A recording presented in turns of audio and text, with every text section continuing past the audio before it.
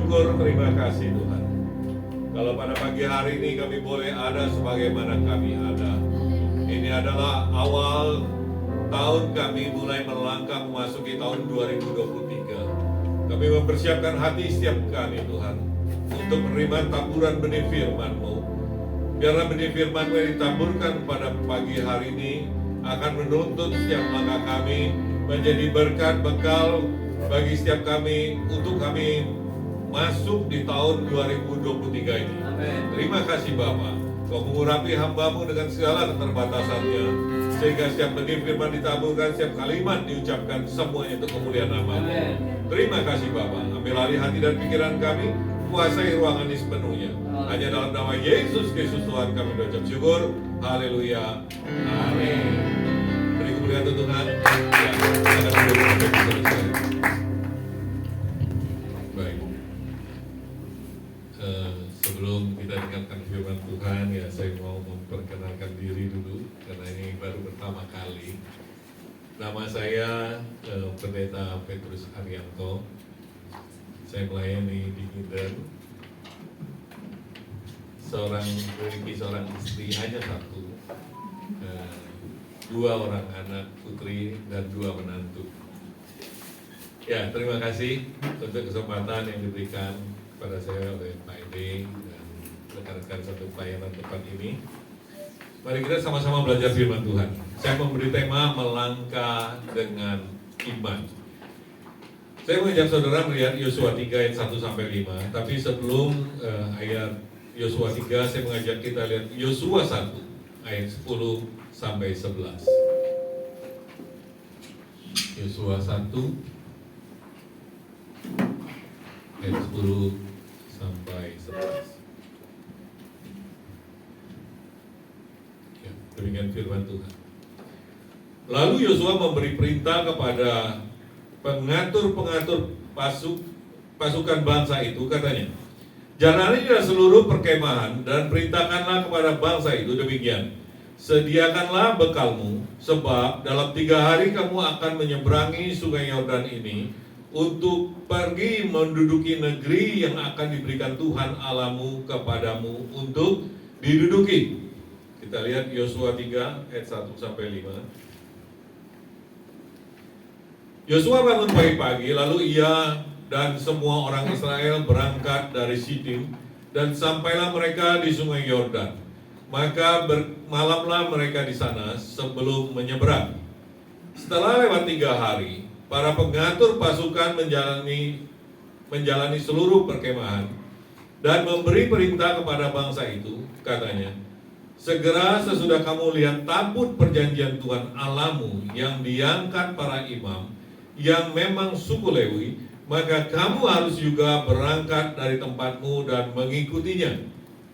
Hanya antara kamu dan tabut itu harus ada jarak kira-kira 2000 hasta panjangnya, janganlah mendekatinya.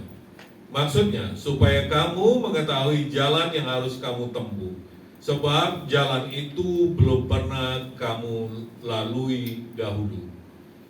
5. Berangkatlah Yosua, berkatalah Yosua kepada bangsa itu, kuduskanlah dirimu, sebab besok Tuhan akan melakukan perbuatan yang ajaib di antara kami. Amin. Bapak Ibu Saudara sekalian, yang baru kita baca ini bicara mengenai Yosua diperintahkan Tuhan untuk menggantikan Musa yang sudah mati untuk masuk ke sungai Yordan. Nah, ketika Yosua pagi-pagi dia memerintahkan pasukannya untuk bersiap-siap untuk masuk ke sungai Yordan, menyeberangi sungai Yordan. Diawali dengan Yosua mengatakan begini, bahwa persiapkan bekalmu karena perjalanan kita akan 3 hari. Itu Yosua 1 ayat 11. Tetapi ketika kita membaca tadi Yosua 3 ayat 1 sampai 2 berbicara begini, bahwa pagi-pagi Yosua mempersiapkan pasukannya dan bangsa itu untuk berjalan, dan mereka sampai sebelum mereka menyeberang, mereka berkemah di tepi sungai Yordan. Dan dikatakan di sini, setelah lewat 3 hari, maka pengatur pasukan menjalani seluruh perkemahan. Bapak Ibu Saudara sekalian, kalau kita membaca ayat ini secara cepat, maka kita akan berpikir begini. Awalnya mereka rencana berkemah 3 hari. Dalam perjalanan mereka berjalan, terus mereka berkemah lagi 3 hari. Setelah 3 hari, berarti bisa 6 hari. Kalau kita baca dengan sungguh-sungguh, bahwa Yosua mengatakan begini, perjalanan kita 3 hari, tetapi sampai di tepi sungai Yordan, dari Sitim ya, dari Sitim dia berjalan ke tepi sungai Yordan, itu mereka berkemah itu 1 hari, karena perjalanan mereka 2 hari. Total dikatakan setelah lewat 3 hari, lewat 3 hari ini total perjalanan mereka dari Sitim ke tepi sungai Yordan. Tetapi yang ingin saya sampaikan begini, saya tidak bicara waktu, tetapi ada satu hal yang ingin saya sampaikan, bahwa Yosua ketika dia memerintahkan untuk pasukannya, bangsa Israel itu bersiap-siap untuk berangkat, mereka akan melalui sungai Yordan. Bapak Ibu, itu persoalan juga bagi mereka. Mereka menghadapi berbagai macam persoalan. Kenapa? Karena Yosua berkata begini, bahwa tempat yang kita lalui ini belum pernah dahulu kau lalui. Yosua mengatakan bahwa kita berangkat. Pertama kali dia katakan begini, kalau tabut perjanjian itu diangkat dan berjalan, mari semua bangsa Israel, mari kita ikut berjalan. Tetapi Yosua harus ada jarak, kira-kira 900 meter, 2000 hasta, supaya kau mengetahui jalan yang harus ditempuh. Karena apa? Karena tempat itu belum pernah engkau lalui. Kalau kita terus dia berbicara pada ayat 5, dikatakan begini, bahwa engkau akan mengalami atau melihat keajaiban-keajaiban yang Tuhan lakukan. Apa sih yang firman Tuhan ingin sampaikan? Begini, Yosua tahu persis bahwa ketika dia berjalan ke depan, itu persoalan, tantangan itu akan ada. Kenapa? Karena daerah itu belum pernah dilalui oleh mereka. Mereka tidak tahu medannya. Tetapi Yosua mengatakan begini, Tuhan akan melakukan keajaiban-keajaiban.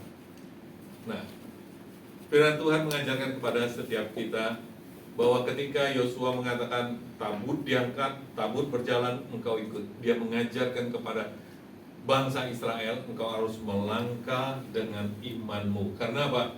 Karena di depan dia nggak tahu kondisi jalan, kondisi apapun, sungai Yordan nggak tahu. Kalau mereka mengerti, dengar informasi sungai Yordan itu sangat deras, sungai Yordan itu berbahaya, ya pasti mereka dengar.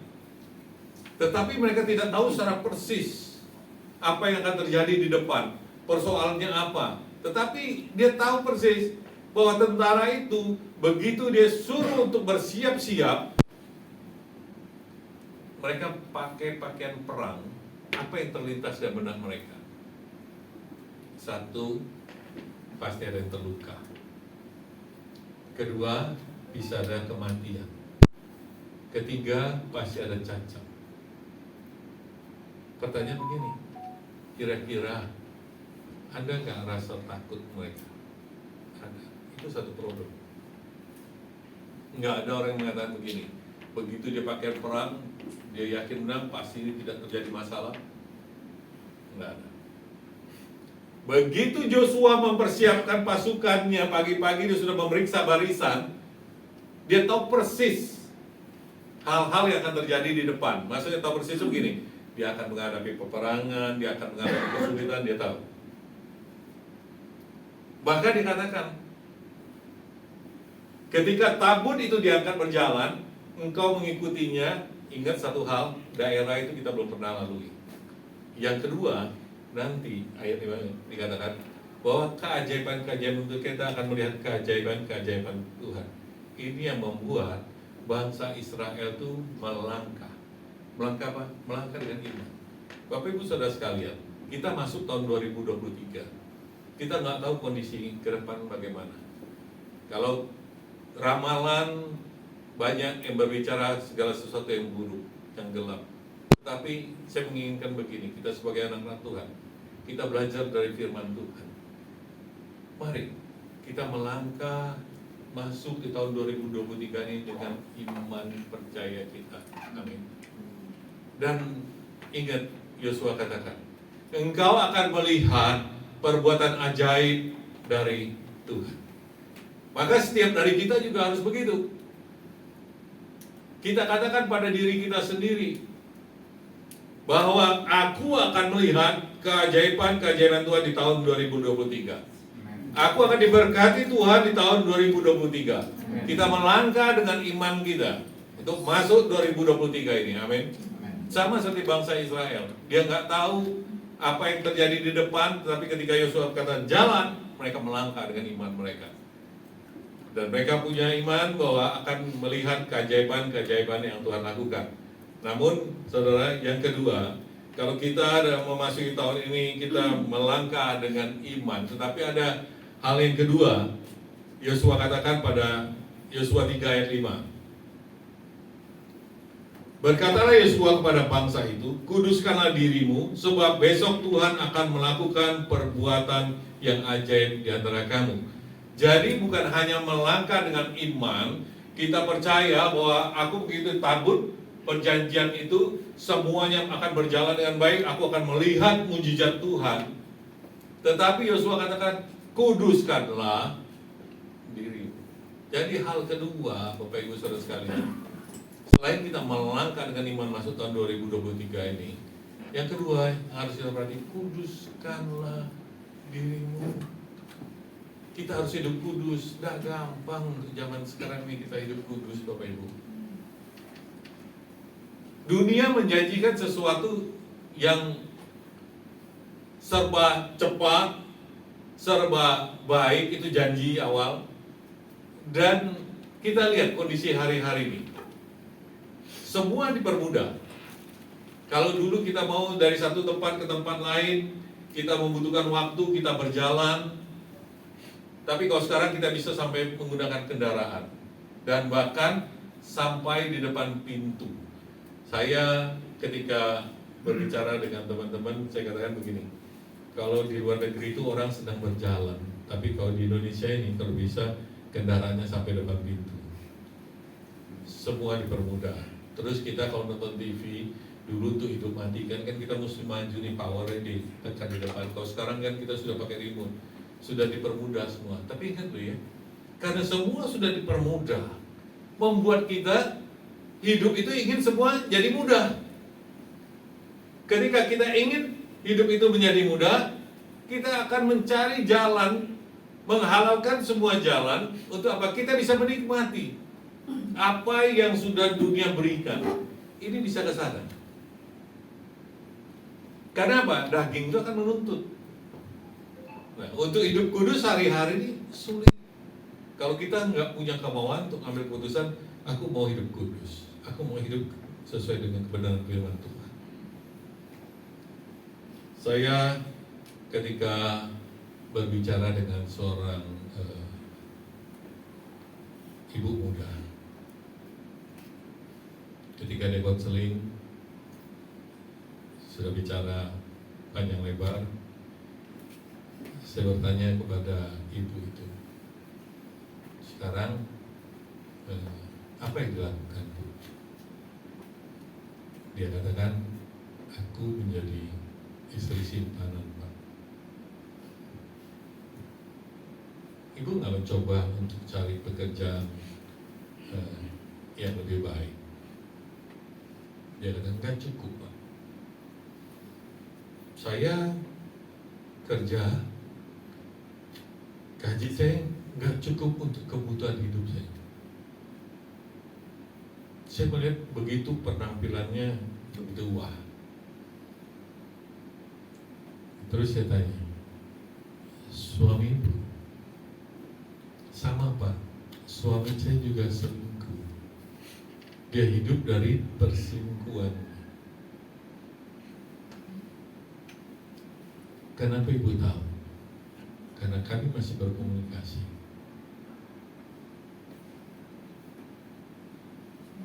Ibu masih cinta dengan suami? Masih Pak, kami saling mencintai. Coba Bapak Ibu saudara bayangkan, cintanya bisa digadaikan, cintanya bisa dijual. Karena apa? Karena uang. Untuk apa itu? Untuk mengejar kebutuhan hidup. Kebutuhan hidup yang bagaimana? Yang mereka bayangkan, yang dunia janjikan. Mereka bisa hidup mewah, hidup menyenangkan. Saya katakan cukup kayak itu. Cukup Pak. Saya katakan dosa itu akan membuat gak cukup. Kalau kita hidup dalam dosa, itu akan terus meningkat. Karena seperti bumi yang menganga, yang tidak pernah puas. Jadi ketika engkau terus hidup dalam dosa, engkau akan melakukan lebih, dan lebih. Dan semakin lama, engkau akan terikat. Suaminya melakukan yang sama. Dia melakukan yang sama. Tujuannya untuk apa? Untuk memenuhi kehidupan. Kenapa?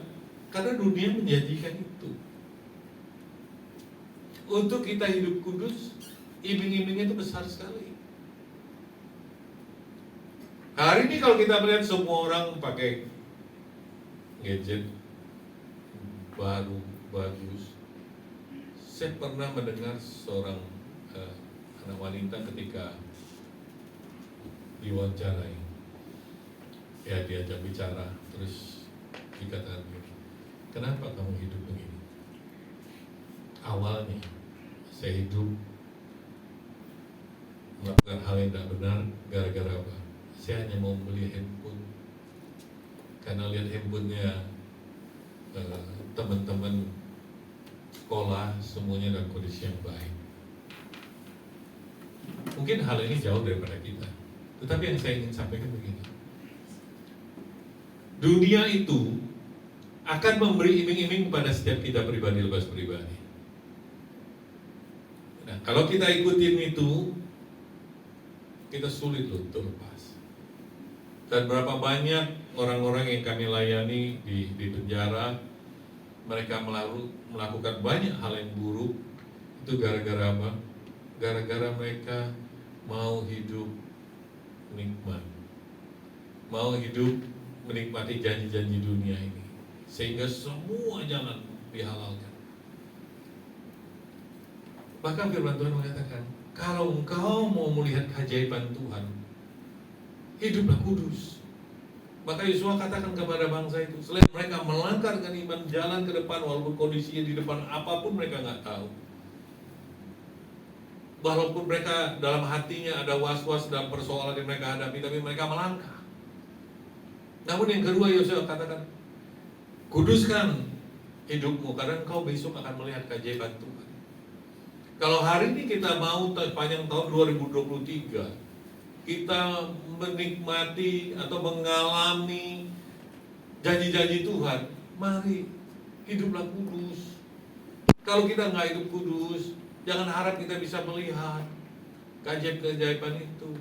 Jangan sampai begini, di satu sisi kita masih melakukan dosa, di sisi lain kita akan mengatakan, oh aku akan melihat mujizat Tuhan, oh aku akan mengalami mujizat Tuhan. Oh, kosong itu semua.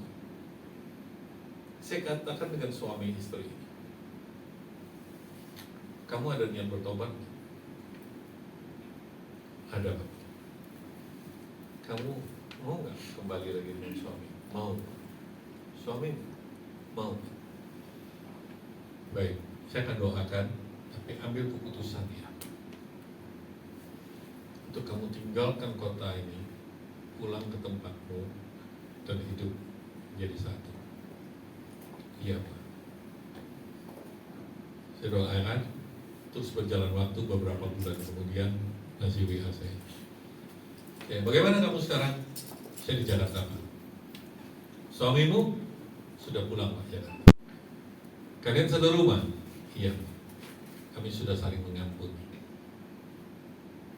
Tapi Pak, suami saya sering ungkit-ungkit Pak. Suami saya kadang-kadang nyindir-nyindir Pak. Saya bilang itu semua karena dosa. Ya, kamu harus bisa memaklumi kondisi. Kadang-kadang suamimu tuh dia lupa kalau dia sama-sama berbuat dosa yang sama, tetapi dia menuntut orang lain harus kudus, harus suci. Bagaimana dengan pekerjaanmu hari ini? Dia kata begini, ya Pak, puji Tuhan, saya diterima jadi salah satu marketing perusahaan nasional cukup besar, kayak kita tahu namanya, di Jakarta, Pak. Bagaimana dengan kondisi kehidupanmu? Cukupkah hari ini? Cukup, Pak. Puji Tuhan, Pak.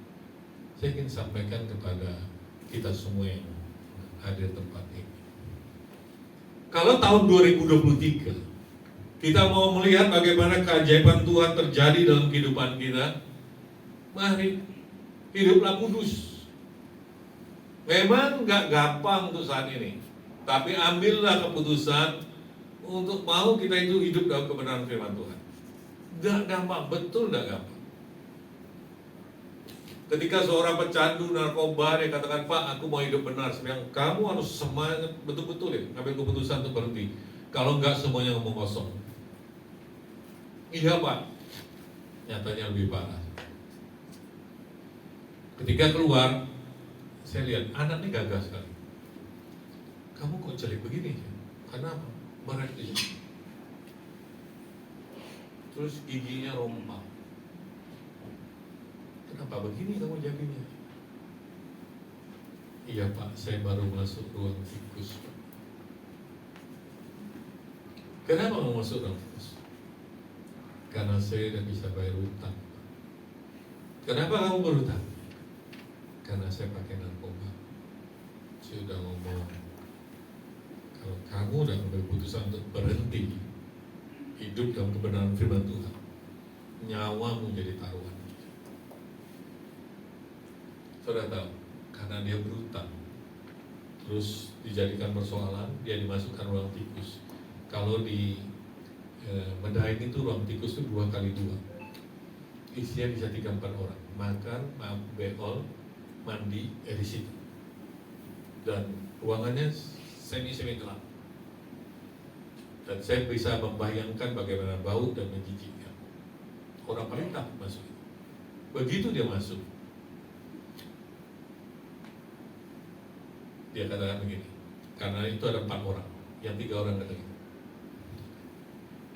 Sekarang kamu cabut 2 gigimu sendiri, atau kami cabut semua gigimu. Jadi gigimu kamu cabut sendiri? Iya, karena saya dipukuli. Dan kalau saya tidak cabut 2 gigi mereka akan cabut semua gigi saya. Karena apa? Karena utang. Saya katakan, kamu sudah bayar terlalu mahal. Kamu akan bayar lebih mahal lagi, bahkan nyawamu kalau berhenti. Hari ini dia hidup jadi sales. Upnya memberikan dia sepeda motor untuk dia bisa keliling. Saya ingin sampaikan begini, kalau kita mau lihat pertolongan Tuhan, kita mau melihat mujizat-mujizat terjadi dalam hidup kita, mari. Langkah iman tidak cukup kalau engkau tidak hidup kudus. Untuk masuk tahun ini, mari kita melangkah dengan iman kita. Kita percaya Yesus pasti tolong. Kita bisa melihat mujizat-mujizat pertolongan Tuhan.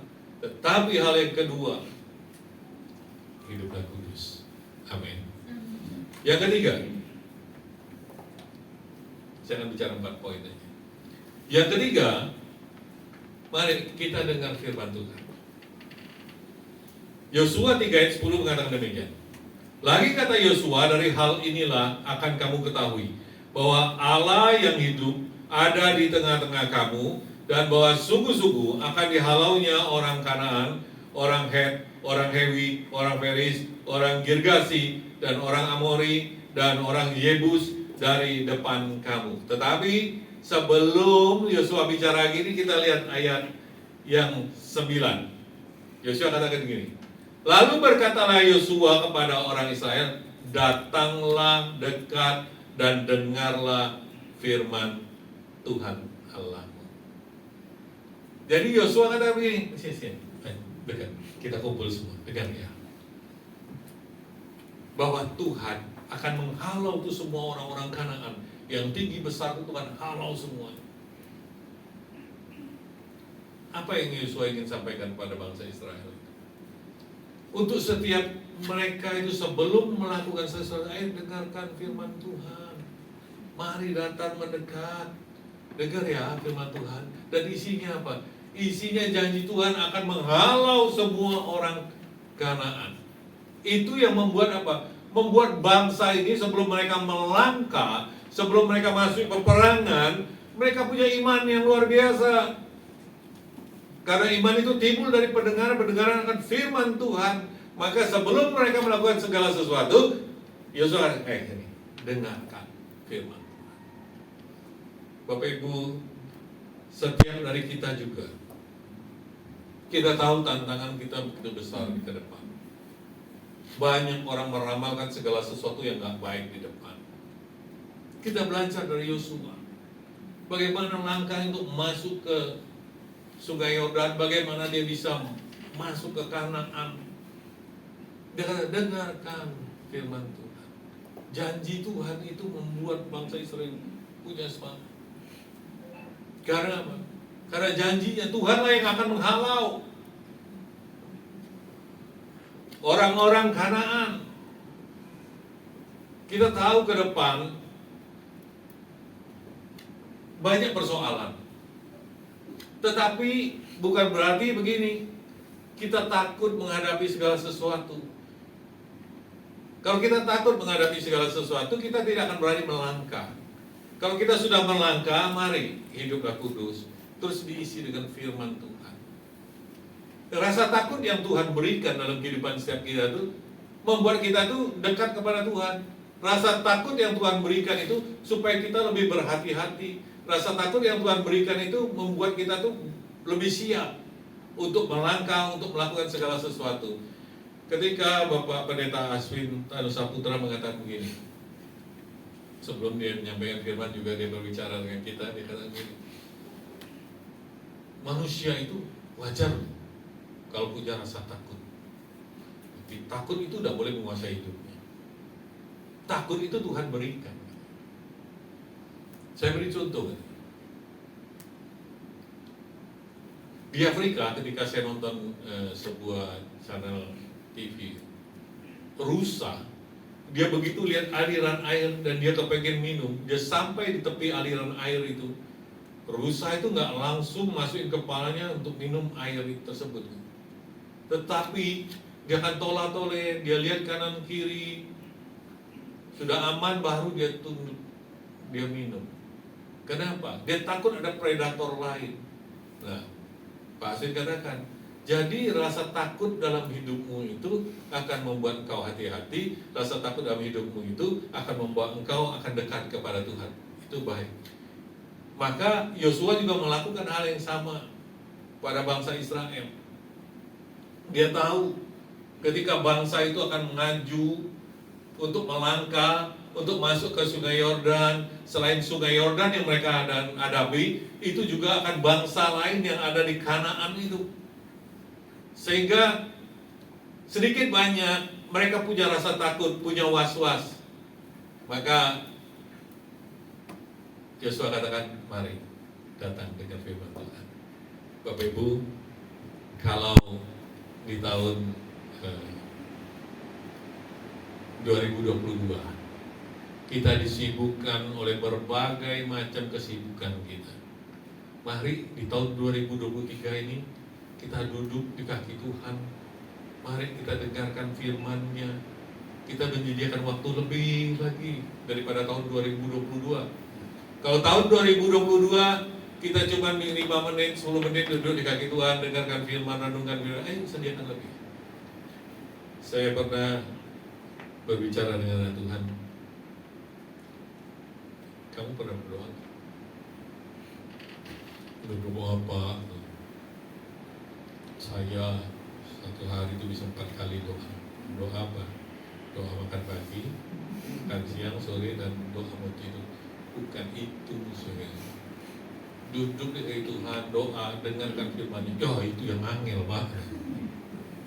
Saya kalau baca firman tuh, Pak, pasti ngantuk Pak angop terus. Doa. Nah doa katanya doa apa, Pak? Tuhan tolong itu tak sampai sekian detik. Jangan duduk kaki Tuhan, muji, sembah Dia, doa, baca firman. Biasakan hidupmu. Saya akan belajar. Tunggu beberapa saat lagi sudah berdoa. Oh sudah Pak, sekarang saya sudah bisa 10 menit Pak. Hebat Pak. Saya dengan 10 menit dia sudah bilang hebat Pak. Coba saudara, berarti dulu parah sekali ya orang. Gini Pak, saya 10 menit itu ketika saya nyanyi satu lagu, 2 lagu, terus saya doanya singkat ya 10 menit. Bukan itu. Jadi mereka ini maksudnya itu targetnya 10 menit ya 10 menit, tapi dia nyanyi ngabisi waktu. Terus dia doa sedikit selesai. Bukan itu Bapak. Duduk di kaki Tuhan itu sama kita berbicara dengan Tuhan, nikmati hadiratnya, baca firman itu jangan ngebut, jangan Pak aku bisa sekian pasal, Pak aku bukan bisa sekian, udah. Satu perikop pun bagus setiap hari kalau kau bisa. Renungkan benar-benar sehingga kita tuh mengerti maknanya. Oh bisa ya kejadian ini, oh begini ya. Itu bisa jadi rema loh dalam kehidupan kita. Tapi kalau kita nggak mau, kita terus ngomong Tuhan, dasarnya apa? Roh Kudus akan bekerja dengan luar biasa dalam kehidupan kita. Dasarnya firman yang tertanam di hati kita. Maka firman itu bisa jadi rema. Tetapi ketika kita malas baca firman, terus kita selalu ngomong suara Roh Kudus. Dari mana engkau tahu kebenarannya kalau nggak membaca firman? Maka mari Bapak Ibu, kita belajar dari Yosua. Dia mengajarkan untuk setiap mereka itu dengar firman, baca firman, melangkah, sehingga kita melangkah sesuai dengan firman Tuhan. Amin. Dan yang terakhir, tetap semangat. Kenapa saya katakan demikian? Yosua 1 ayat 9 mengatakan demikian. Bukankah telah aku perintahkan kepadamu, kuatkan dan teguhkan hatimu, jangan takut dan tawar hati, sebab Tuhan Allahmu menyertai engkau kemanapun engkau pergi. Firman Tuhan disampaikan kepada Yosua, jangan takut dan tawar hati.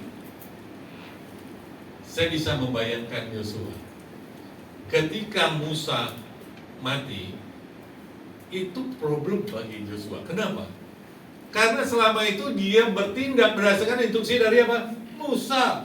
Yosua jalan, siap jalan. Yosua angkat senjata, siap. Begitu Musa mati, dia harus langsung berhubungan sendiri dengan Tuhan.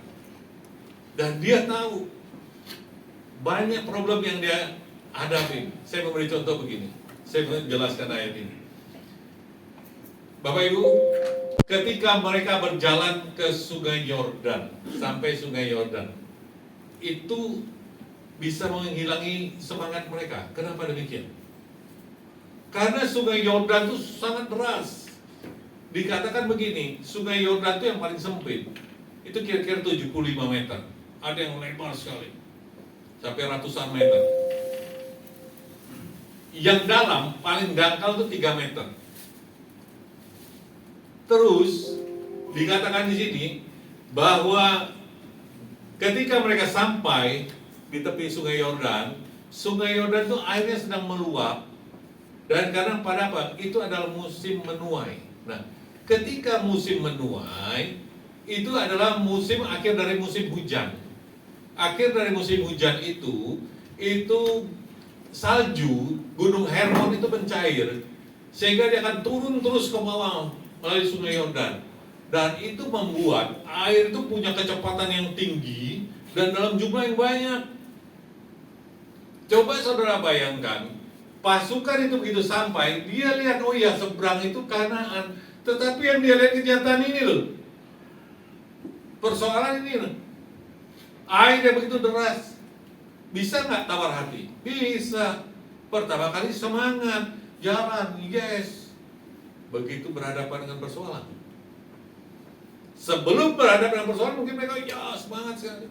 Tapi ketika mereka berhadapan benar-benar di depan Sungai Yordan, mereka begitu lihat air yang begitu deras, begitu lebar, semangatnya bisa hilang, Bapak Ibu saudara sekalian. Tapi firman Tuhan, jangan tawar hati. Apapun persoalan di depanmu, ayo tetap semangat. Karena kau sudah melangkah dengan imanmu. Dan kau tahu, kau akan melihat keajaiban-keajaiban. Mari, semangat kita untuk menghadapi setiap persoalan kita. Kita lihat, ketika mereka melihat sungai Yordan begitu deras, akan pengaruh dalam kehidupan mereka.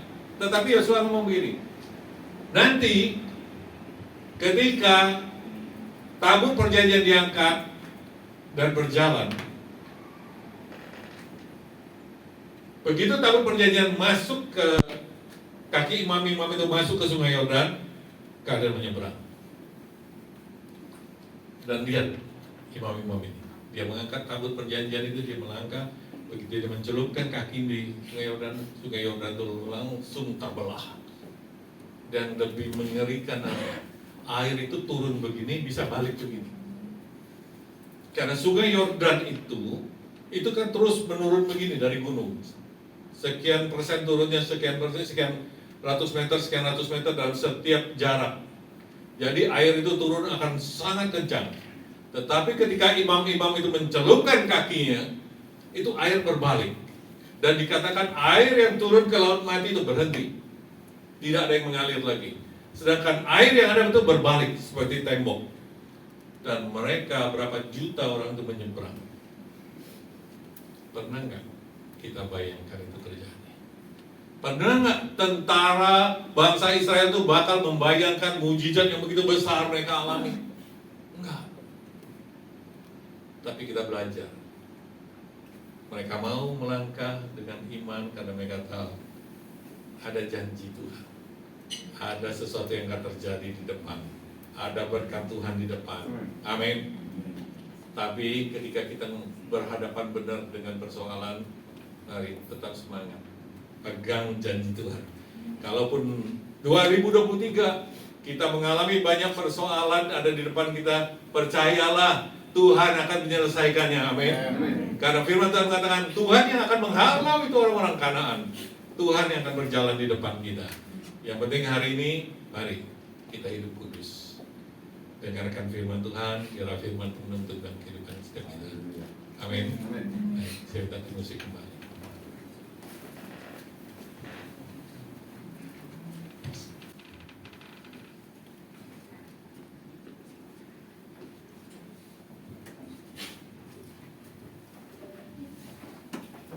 Ada jadikan satu lagu.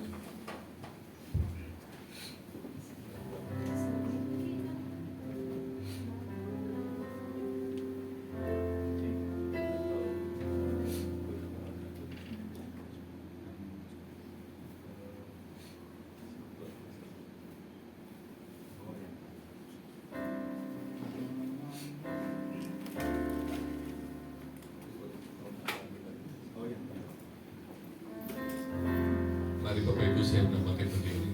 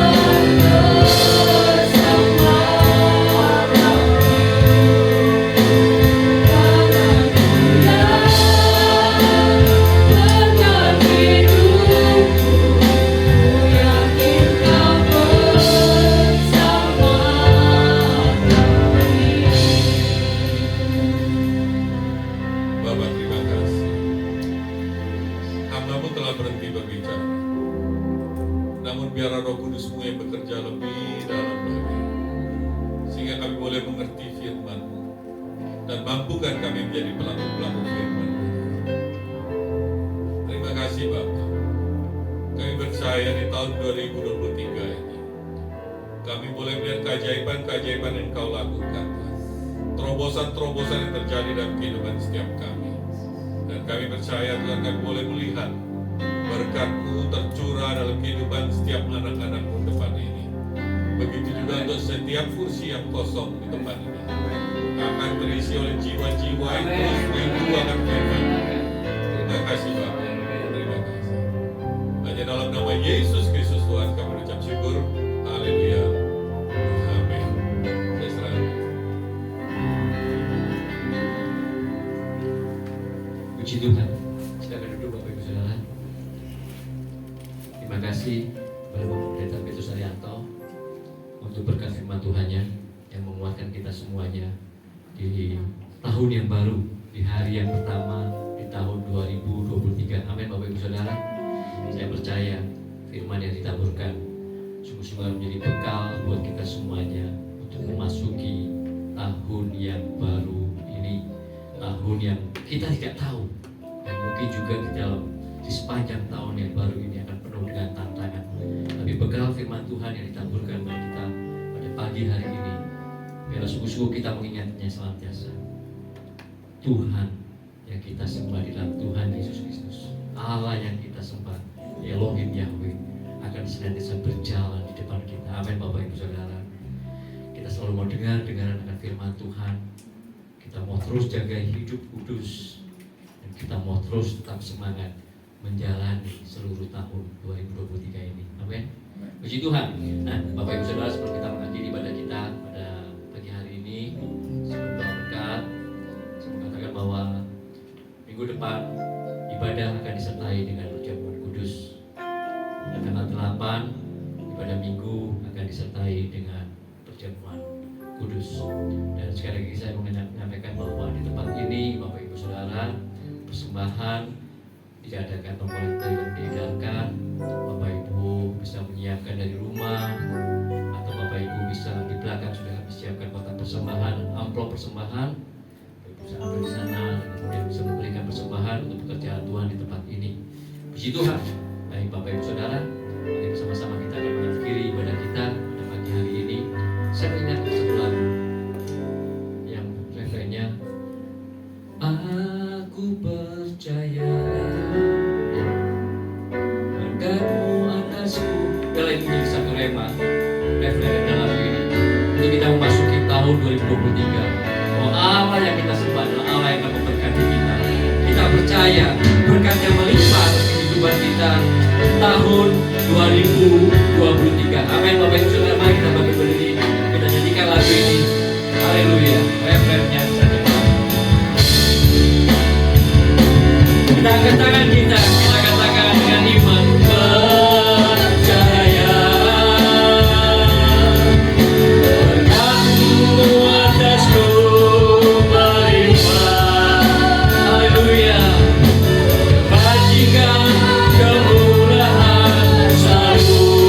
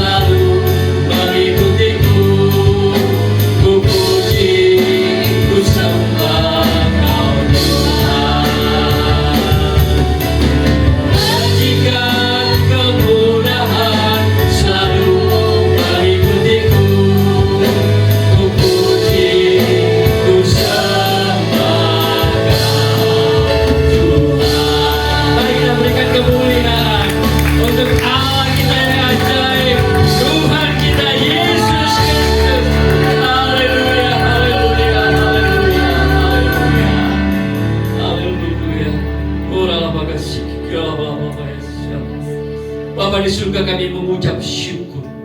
Kami berterima kasih untuk seluruh anugerah kasih kemurahan-Mu, pertolongan-Mu di sepanjang tahun 2022. Engkau hari ini dalam kasih anugerah kemurahan-Mu yang besar ya Bapa, Engkau membawa kami menapaki hari yang pertama di tahun 2023.